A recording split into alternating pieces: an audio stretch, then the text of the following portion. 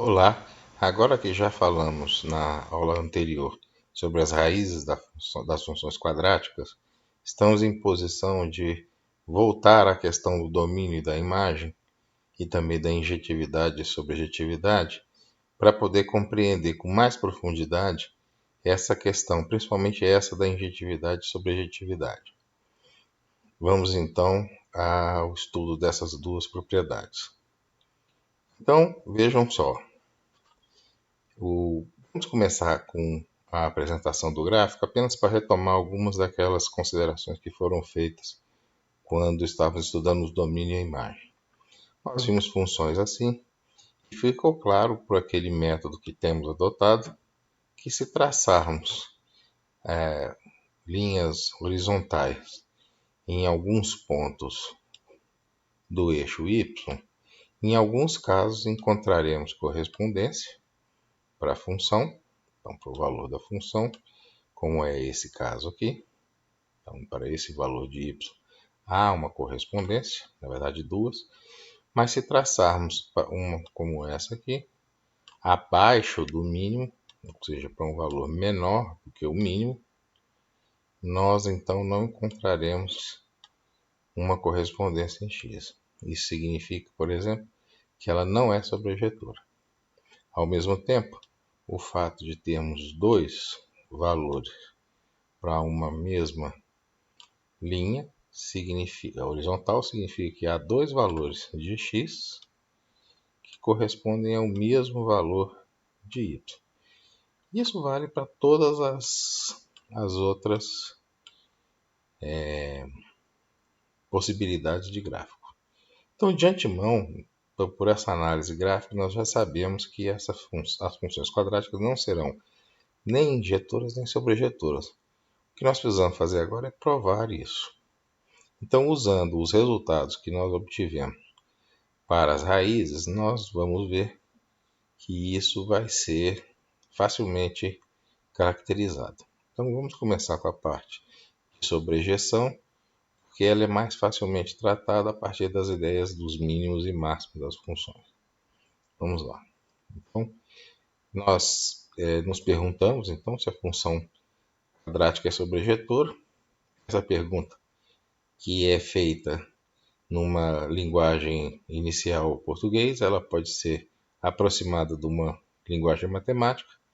Na forma, dado um y, existiria um x que a este y corresponde. Então, isso é uma aproximação. Isso pode ser colocado em linguagem matemática mais precisa da seguinte forma: para todo y pertencente aos reais, ou seja, para qualquer y no eixo das coordenadas, existe um x, um ou mais, no eixo das abscissas, tal que essa relação é satisfeita, ou seja, que esse x e y estão sobre o gráfico da função? E a resposta a isso é não. Não é verdade, nós vimos isso, existem alguns que isso não é o caso. Vamos passar então à demonstração. Veja, se existe esse y, então e ele está no gráfico, então ele tem que poder ser escrito dessa maneira. E a nossa suposição básica é que o a é diferente de zero, porque são funções quadráticas. Mas então, eu posso passar o y para o outro lado, e eu obtenho uma equação de segundo grau. Essa equação de segundo grau, eu posso usar os conhecimentos obtidos anteriormente para falar sobre raízes e calcular o discriminante, o delta. O delta, então, ficaria dessa forma, e eu tenho que exigir que ele seja maior ou igual a zero para que eu tenha as soluções, uma ou mais soluções, que exatamente seria a possibilidade disso daqui acontecer, né?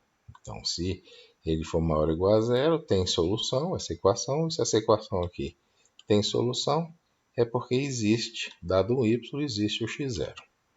Ok, só que essa equação para o delta, ela pode ser reescrita fazendo as devidas passagens, né? Eu passaria o mais 4y0 para lá, fica menos 4y, eu passo para cá, menos 4ay, eu passo o menos 4 para cá, mudo a direção do sinal e o resultado é esse daqui. Ora, como o y é maior que zero, eu posso fazer essa divisão, então isso não tem nenhum problema. Mas o que significa isso? Significa que essa condição que está posta aqui só vai ser verdade se o y for dado dessa maneira. Eu estou assumindo um a maior que zero só por conta de garantir a questão do sinal aqui, né? Senão eu teria que inverter o sinal. Então eu estou pensando numa função como essa aqui, tá? Ou seja, só para y acima desse ponto, nós vamos ver que aquilo ali é a caracterização do ponto de mínimo, é que eu teria solução, que é o que a gente pode ver de fato acontecendo aqui, né? Acima desse valor eu tenho soluções. Para baixo, não. Então, o que significa isso? Significa que isso é uma condição para y. Esta propriedade não vai valer para todo y, mas sim apenas para os y que satisfazem essa propriedade. Mas para ser sobrejetora, eu teria que satisfazer para todo.